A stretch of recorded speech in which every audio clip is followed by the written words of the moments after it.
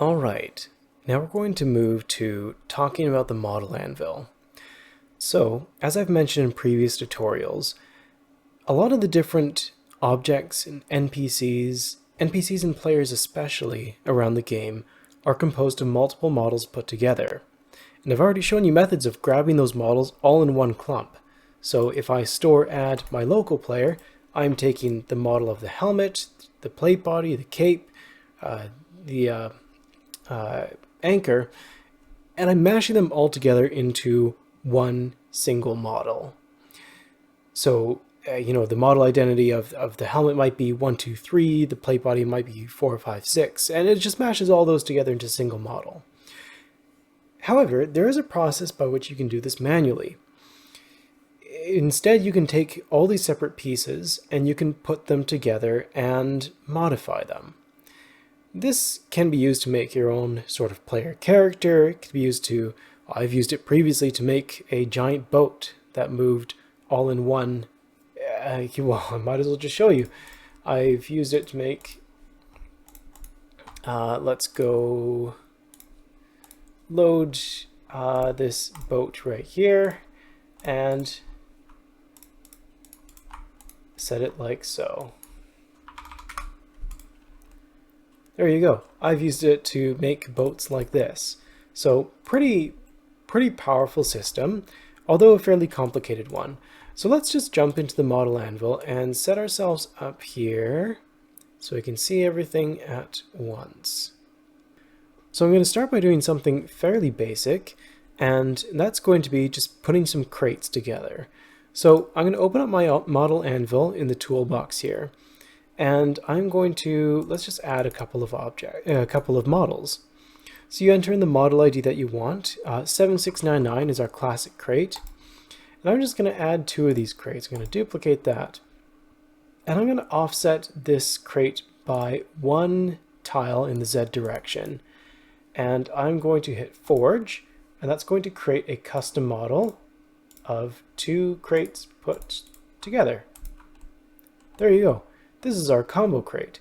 And if I were to move this up another tile and hit Forge and Set, Forge creates the custom model, Set sets it to the currently selected object. So I'm going to hit Forge and Set.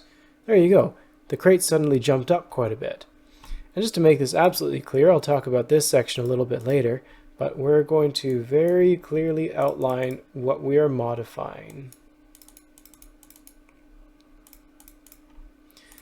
And there we go. Beautiful. So you can modify in the X, Y, and Z directions. So this is your model ID. This is the name. This is just for organization purposes. I'll call this green crate. And I'll call this crate. And the model altogether, I'll call it crate combo. So if I hit Forge and Set, you can see that our custom model has been set to our crate combo. Okay, so what else can I do? I can move it in the X direction, or east-west. I can move it in the Y direction, or north-south. And I can move it in the Z direction, up and down. So if I move it 1 tile east, 1 tile north, and 1 tile up. There we go. That looks like that's properly set. And I'll just set this radius to be a little exaggerated, just so everything renders properly. Okay, and you'll note that when I program this, it programs like any object should altogether.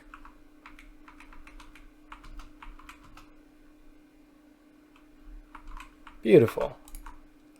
Okay. Yes, so you can translate in the X, Y, and Z direction by full tiles or by subtiles. That's this category right here. A subtile is 1/128th of a full tile. So I could, let's just reset this here. You can reset by right-clicking the box, which is a little convenience feature. 64 subtiles, 64 is half of 1/28, so I'm translating in the X, Y, and Z direction by half a tile, is essentially what's happening here. And that looks like it has appropriately done so.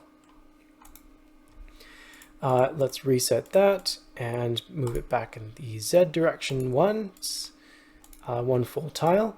You can also scale things up in the X, Y, and Z direction. So if I scale up in the X direction, it's going to scale to twice the normal value, twice 128. In the east-west direction. Look at that. Pretty solid. Pretty great. You can also rotate 90, 180, or 270 degrees, which is used, you can use it for whatever you want, I suppose. Yes, so that's the very basics of using the model anvil. Now, a more practical use might be to grab my player here.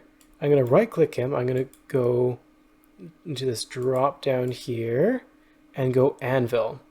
So what this does is it takes all the components of my character and splits him into all his separate model IDs. So we have our helm, we have our cape, weapon, legs, torso, other part of the torso, one's the arms, one's the actual torso, hands, feet, jaw.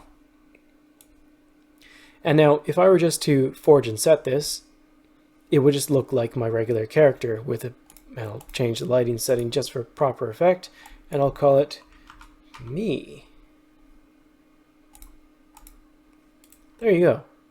And indeed, he looks very much like me. And then you can modify all these individual characteristics. If I want his head to be twice the size, and I'll just move it down a little bit, because once we scale it, it's going to go a little bit crazy. Beautiful. Just gorgeous. That's a little too far. Let's go minus 64. Minus 80.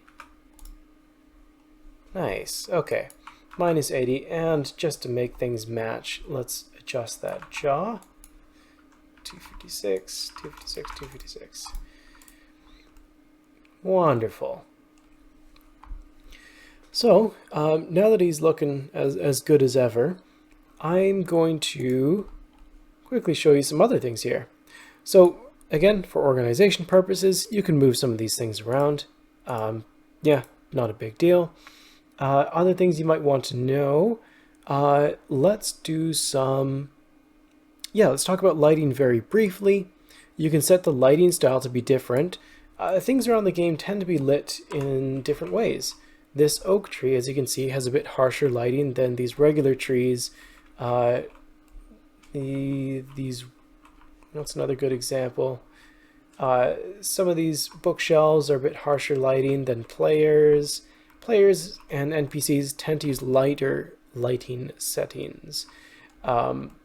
So, for example, if I change my character here to use a default lighting setting, which many objects will use, you can see it just looks a lot harsher. If I use an actor setting, which is meant for NPCs and players, it's a lot brighter. You can also use, most of these are not super relevant for you. If you want to manually change things, you can play with ambience, contrast. I'm not going to go into super detail about these. As you can see, it's perfect. You can play with them if you want. You just kind of have to figure it out. I forget every single time I ever approach this exactly what these mean.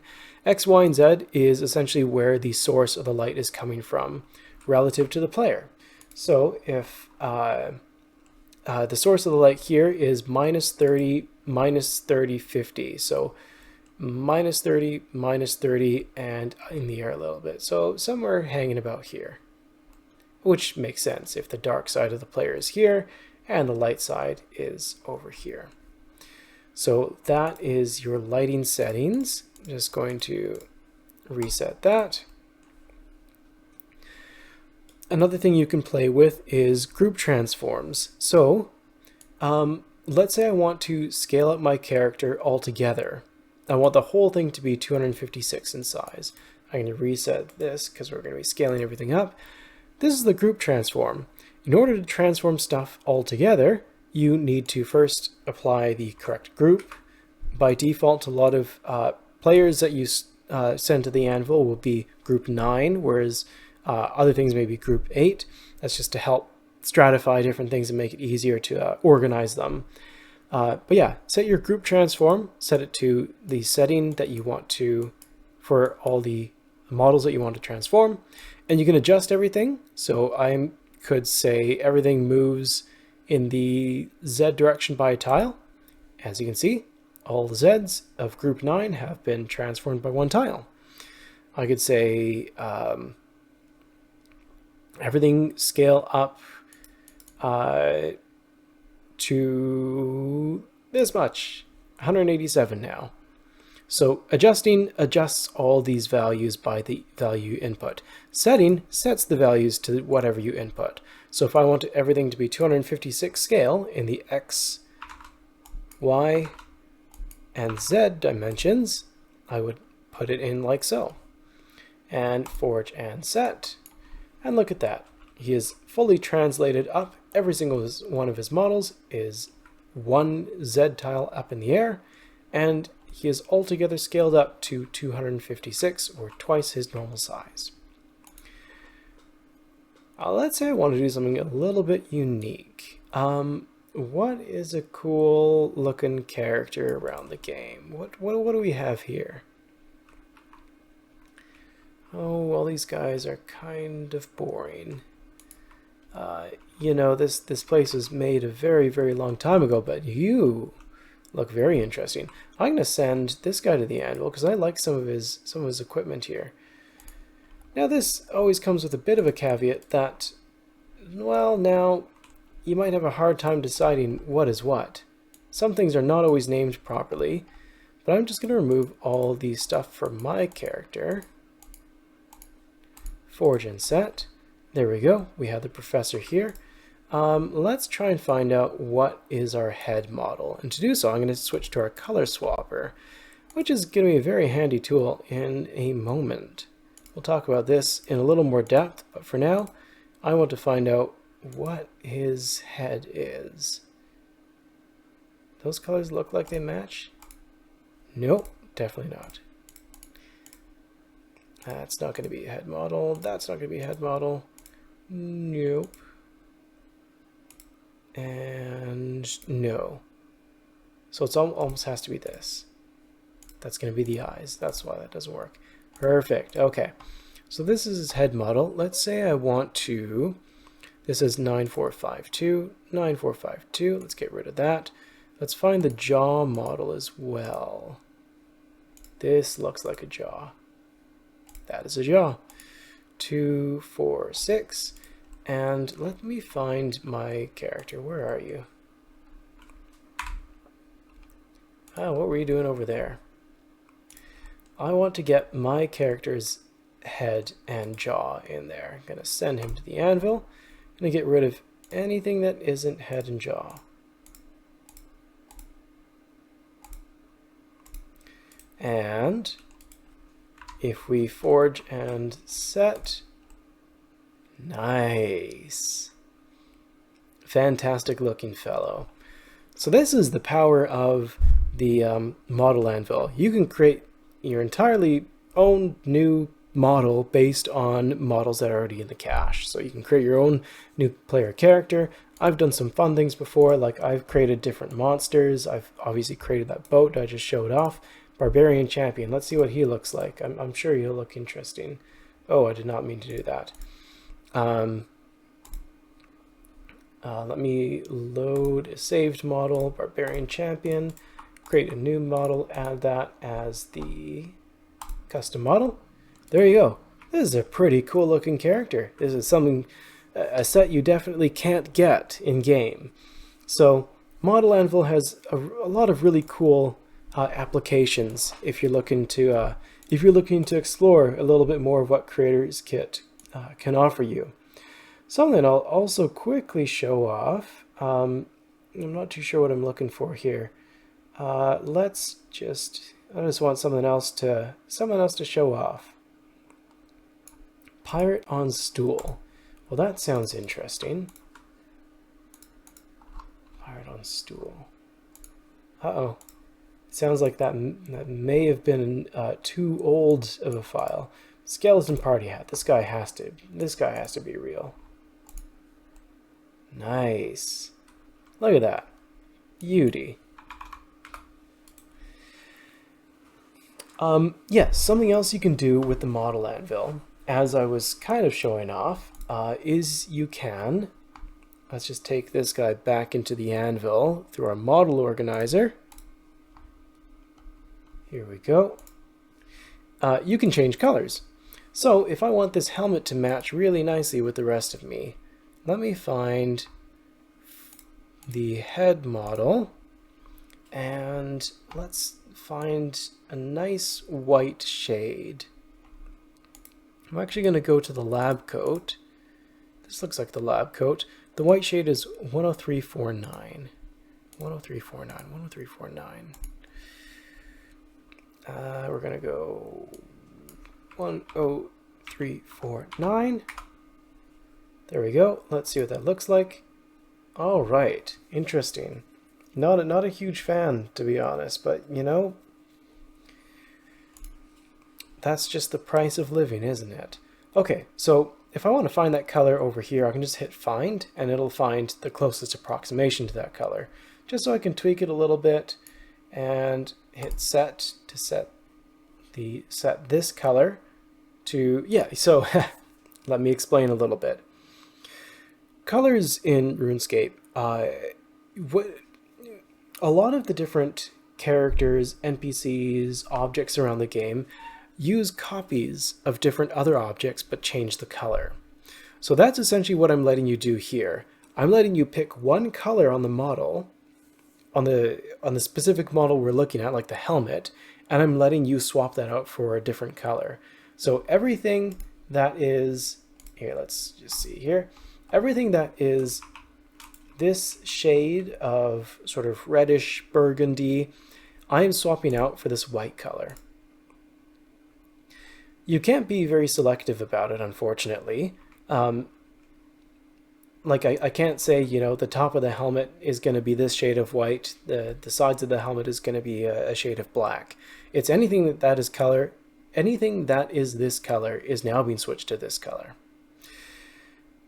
Yeah, so other things you can do if you have a bunch of colors that you want to swap out. This is not the greatest character to do this for. Yeah, let's grab a better example. I'm going to get Jad here. So I'm going to find Jad. I'm going to click him and add to Anvil. There we go.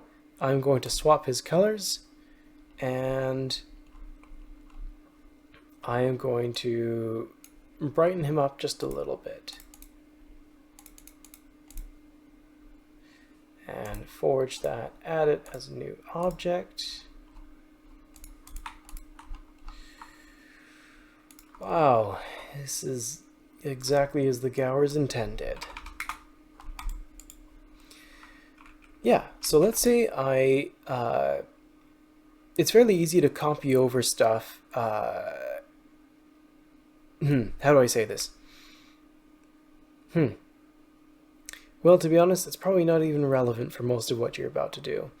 So maybe we're not going to worry about it too much. But pretty much, if you have a bunch of color swaps from, say, -110 to 208, -1138 to 178, you can copy all those color swaps and send them to another model. So for example, if I add another Jad to my anvil, let's just add another one.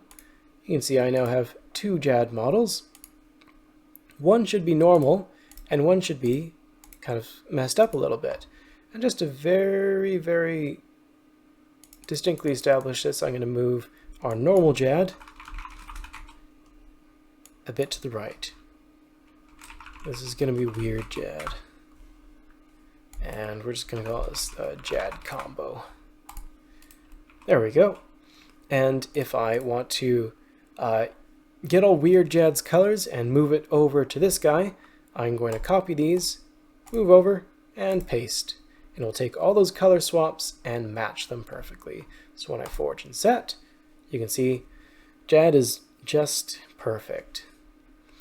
You can also clear everything. You can set everything if you want a strange silhouette effect. Yep, very interesting stuff. You can also swap textures as well. Where would this be relevant? I've done this before for capes, and I thought it was kind of interesting. Let me grab... I really like that barbarian model. I'm going to take him. I'm going to clear all my unused models because I've made a mess. I'm going to send the barbarian champion to the Anvil here. And I'm going to switch out his cape to a fire cape. So if I can just find fire cape, and I want to find the male worn item. I don't want the ground item, or else it's just going to lie on the ground. I want the male worn item because he's obviously a male. And add to Anvil. So when I forge and set this guy, you should see a wonderful messed up fire cape. What did Jagex do to this? Let's find the better fire cape. Add to Anvil, forge and set. Oh, thank goodness. Okay, fire cape. So now when I go to the texture swapper, color texture swapper, I see that there are some textures we can swap. 40 would be the texture ID of fire, and I'm sure there's some wacky ones that we could find here. Wow, that's possibly the most tame option that could have happened. There we go. A nice little fence cape. This is a very niche function. I assume that you won't need this too much, but look at that. Would you not want to wear that to your graduation? Man. Excellent, excellent stuff. Beautiful. Okay, so that's going to be our model anvil in short. You can take all this, and as you obviously saw, I saved it previously, all these different models, and loaded them. So I'm going to call this Barbarian Champion King Cape. And if I clear this, I can then load that same model, forge and set, and it should be the same guy. There we are. Yes, that is the model anvil. The last thing I'm going to show you, this is a very niche function, but sometimes it can be very important. So I'm going to clear this. I'm going to load one of my boat models that I've made. And I'm going to forge it and add it as a custom model.